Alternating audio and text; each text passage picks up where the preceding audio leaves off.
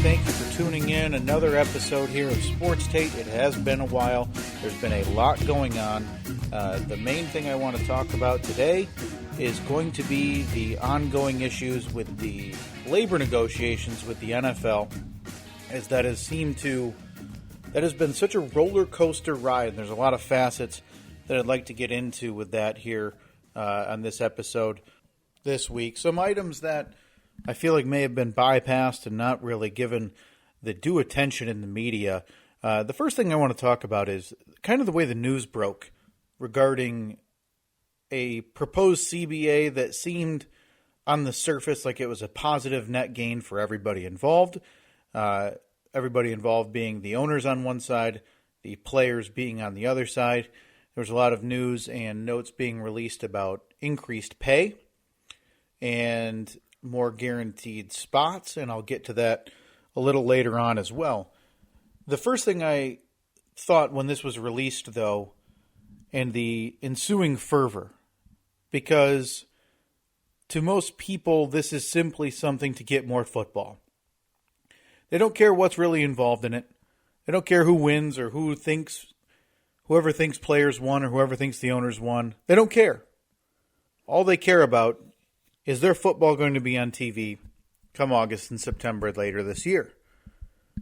So when this news started to leak, there was a lot of head scratching on my end because it ended up being, and it looked like at the time to me, some real media spin by the owners. They were the only group who'd really released any news, or were leaking news, I guess would be a more accurate term, about the proposed CBA.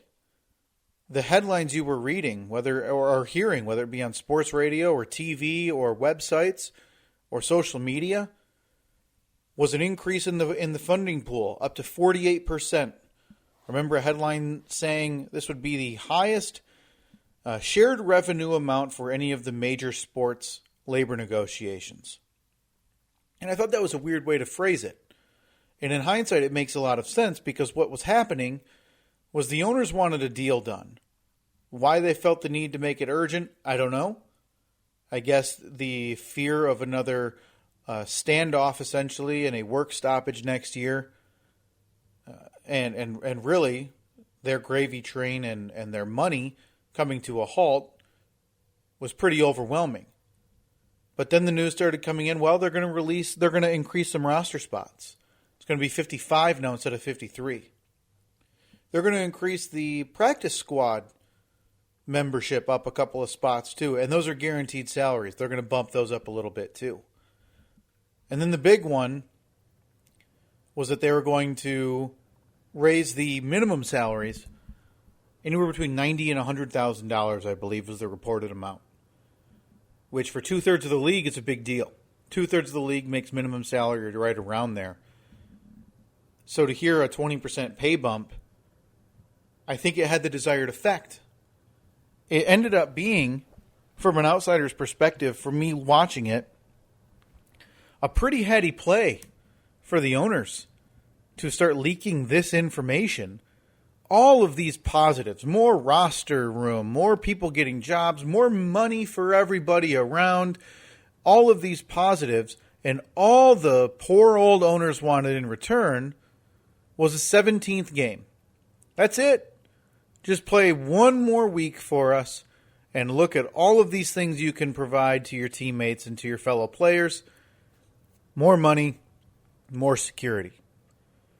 It's been a few weeks now since that came out, and I remember hearing morning sports radio talk about how, it's essentially a done deal.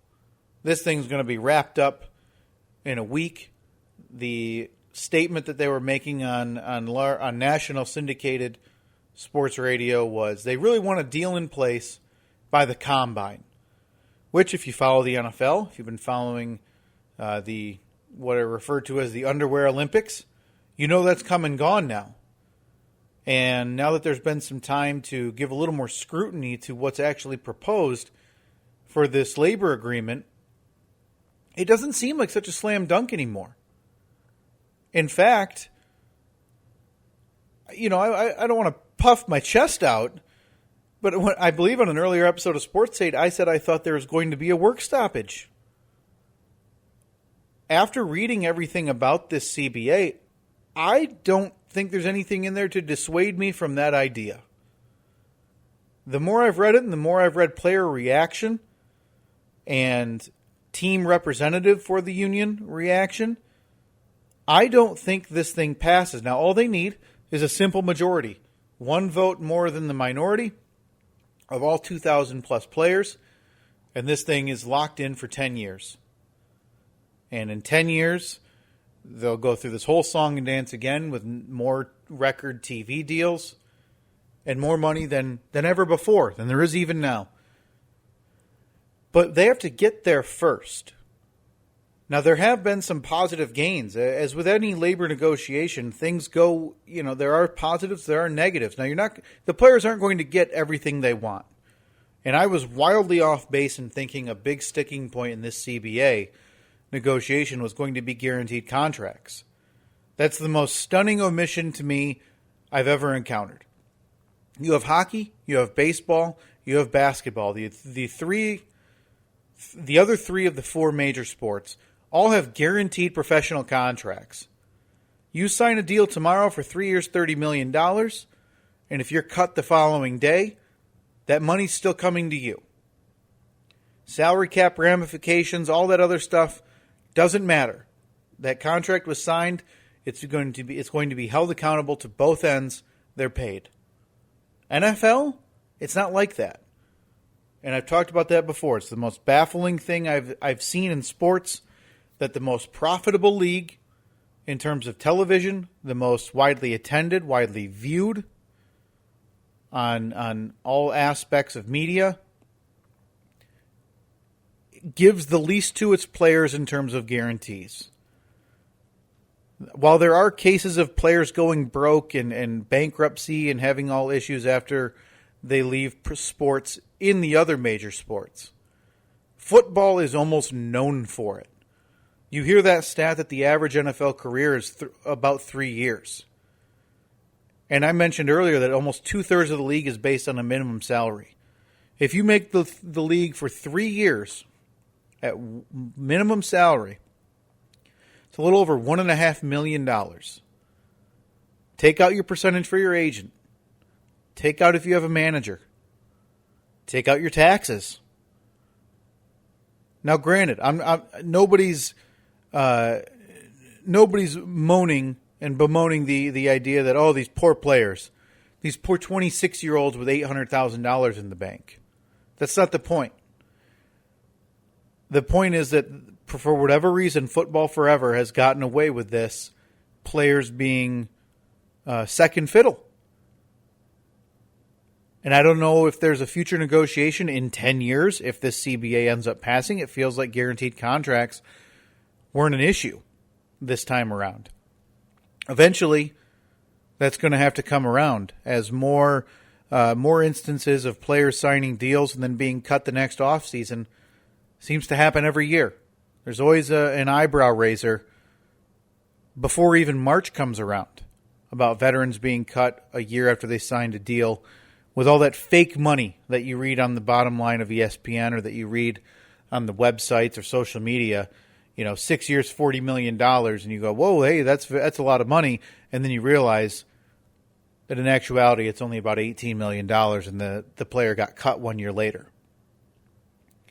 So I think that'll come. Eventually, that is the next big battle for the NFL. But back to what we're dealing with right now is there's a big, big pot of money, and the owners are dangling a percentage more. Which, again, this is a lot of money. We're talking tens and hundreds of millions of dollars. I don't want to diminish the fact that it is a lot of money.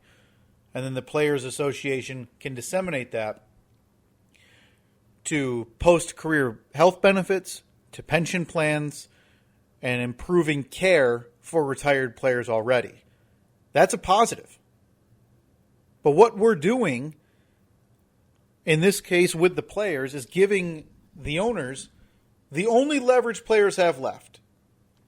The only leverage, which is that extra game every season. But it's typical type of greedy fashion here is that the owners aren't just taking that extra week and framing it as we're cutting a preseason game, which those players weren't playing in anyway.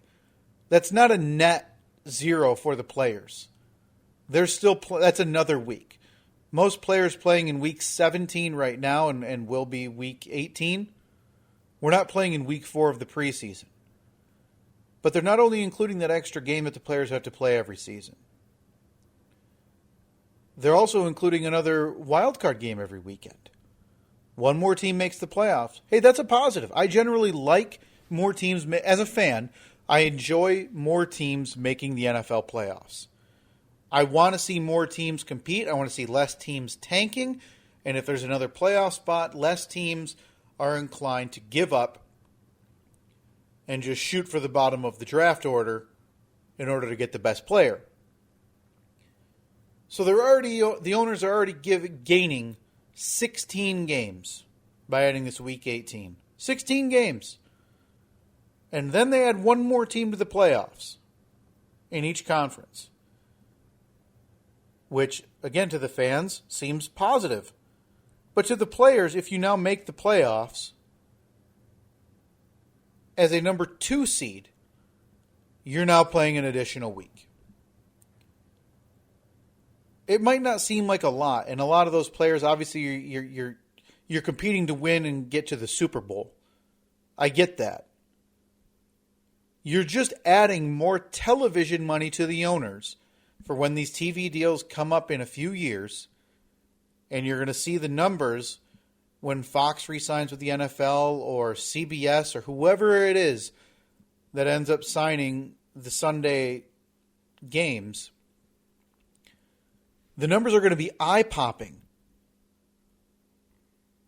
And what happened in the beginning of these negotiations, like I talked about, is these owners just being able to say, just one more week. It's not that bad. One more week, but hey, we're going to limit your practice time.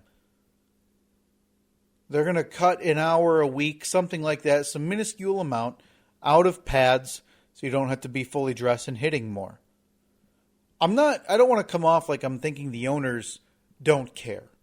I don't think that's the point here. I think the point is the owners seem to continually win on these NFL CBA negotiations.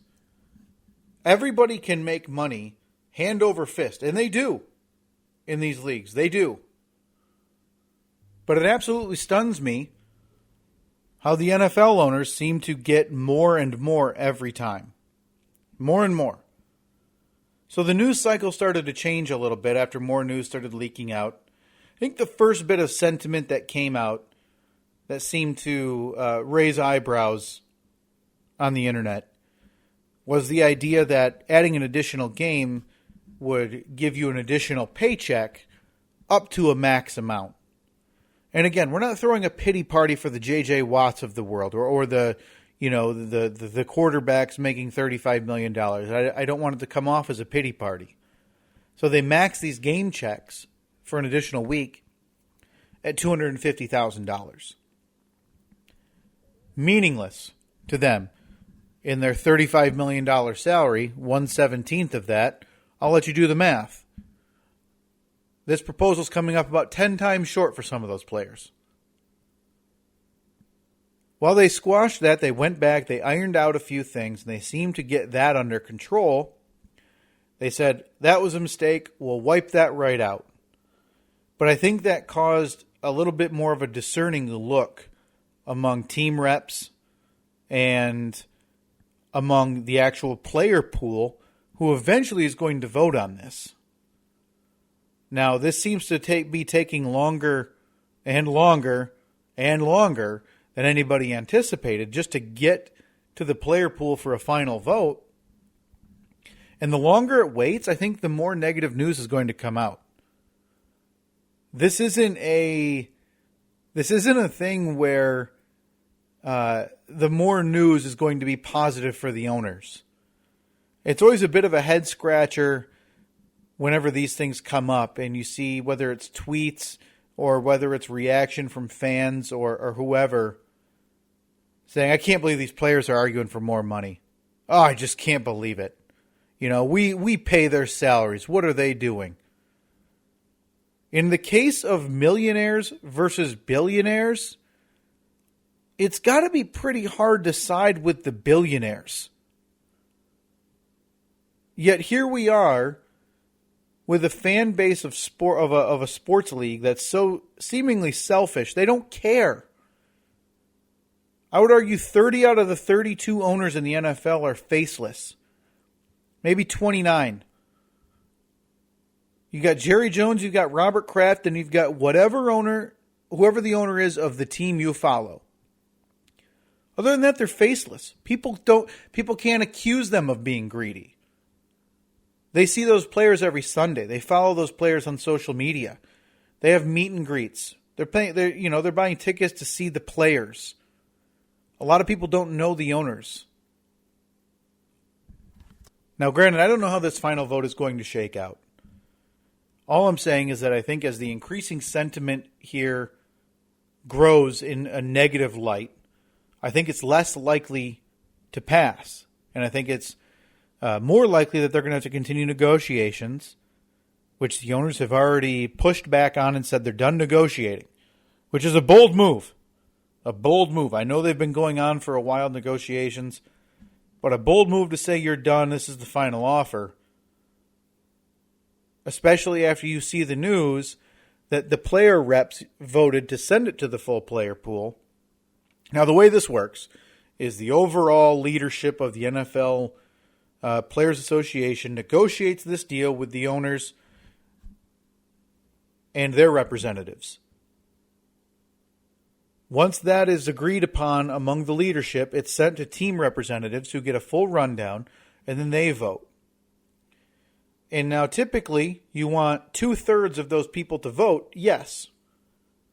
So in this case, that'd be 20 to 21 teams they needed to endorse this deal, or to vote yes so they could officially endorse the deal. That didn't even happen. They couldn't get 2/3 of player reps to say this deal was a positive and that they would recommend it to their fellow players. They got 17. 17. Barely a majority of these player reps heard all of that I've been talking about today, and that has been sent out everywhere, whether it be ESPN or anywhere on the internet. 17 endorsed it. Barely a majority. It went 17 yay, 14 nay, and one team representative abstained from voting.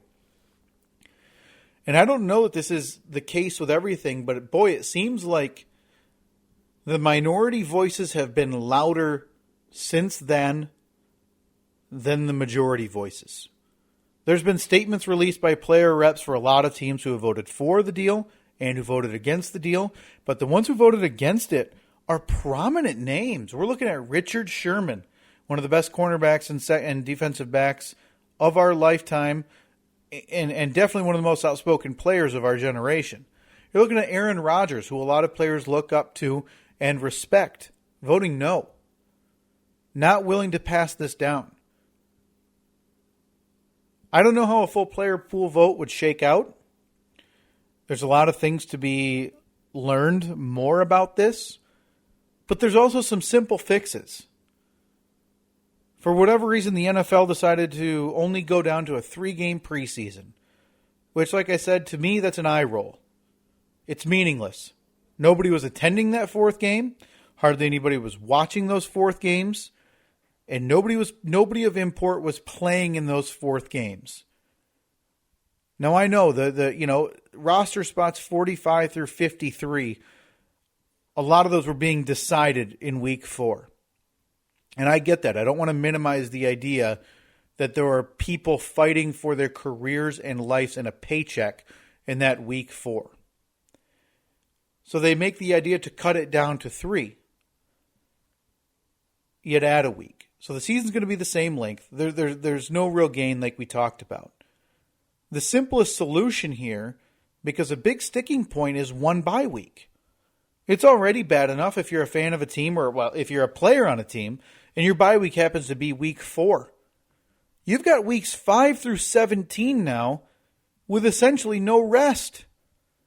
And as the NFL expands, there might be a week or two where you're traveling to England for a game. Less rest than normal. So somehow they come up with the idea of sticking at one bye week. One. Where I think if you were willing, as the owners, and they don't really have a dog in the fight in terms of preseason. That's not a moneymaker for them.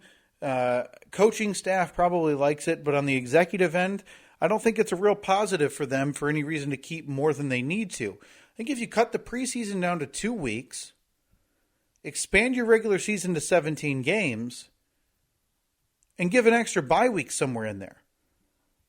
Mandate that each team is going to have a bye week before week 8 or before week 10 or whatever it may be, and that every team will have a second bye week before week 15 or 16. Now, you can't be giving out bye weeks the last week or two of the season when a lot of teams are kind of already on easy street and resting players anyway in terms of the playoffs. But I think that's a fair trade-off here. And I don't know how that's going to shake out, but I think the most concern for the players that they seem to have is the idea that they're not going to have more time off. Which, hey, you add a week to your schedule every year. Inherently, you're going to have less time off. So the trade-off would be give me less practice time, give me less time before the season that I have to be there, whatever it may be. I think a 2-game preseason and adding a bye week is the way to go. I have no idea how that's going to shake out. My concern now is that the players have given up their only leverage. The only leverage the Players Association had in this CBA was that extra week. Seems like that got out of the way. There was some numbers floated around for the base players making the minimum salaries. It all seemed good on the outside, but a lot of times, once you do some digging, it stinks a little bit. You have a former player like TJ Lang writing on Twitter, "Never been so disappointed in the Players Association leadership in my life." You have other Players Association reps, and not even reps, distributing information on Twitter to NFL players saying, hey, please read this by a lawyer for some of the big changes that you may not have read about or know about. David Bakhtiari from the Green Bay Packers. It's a concerning situation. It really is. I still stand by it that I don't think there will be a very clean start to the NFL season 2021. The labor agreement runs through, I believe, March of next year. If there's nothing in place by the start of this season, I think there's some real trouble brewing for this next labor agreement. And I definitely think a work stoppage is in play and still possibly even likely. And now it's time for what I'm obsessing over. And this week it happens to be, which is a rarity among the times I've done this, it's actually sports related. What I'm obsessing over right now is college basketball in general. It doesn't even have to be watching the games. It's been such a crazy ride this season, and especially this February and into early March here, that this is shaping up to be one of the most unpredictable NCAA tournaments I've ever encountered. I have no earthly idea how anybody could fill out a bracket with any semblance of knowledge or foresight this year. See Duke losing 3 of 4. Kansas is back at number 1. North Carolina not going to make the tournament. Rutgers probably going to make the tournament. This thing has been all over the place. And you're looking at all these conference tournaments that are going to be very, very major in the next week or two, determining seeding for the NCAA tournament. You can typically open whether the scoreboard on whatever app you use or whatever website you use on any morning after a big college basketball slate and see, they lost, Can't believe that one. You have Virginia not even ranked. You have, it's been pure madness this year, and it's been very fun. Now, if you're a fan of any certain team, probably not. A lot of 10-loss teams That's frustrating. It's also very rare as we rear up for the NCAA tournament in 2 weeks. One of the most fun college basketball seasons I can remember in my lifetime. So that is currently what I am obsessing over. That is all I have for you this week. Thanks for tuning in, listening to me babble on about something that isn't really interesting to a lot of people. That is labor negotiations between rich and the richer. So my apologies, but I hope you were able to glean maybe a little bit of information from what I talked about this week here on Sports Tate. As always, you can reach the show 424-30-SK-POD. Leave me a text message or a voicemail. I can utilize that in the next episode for hashtag Rate My Take. Speaking of that, find it on Twitter at KPAFF3587 or at Steve and Kyle. Hashtag Rate My Take so I can officially rate your hot take here in a coming episode. We'll get to that next time on Sports Take. That's all I have for you this time. We'll talk to you in 2 weeks.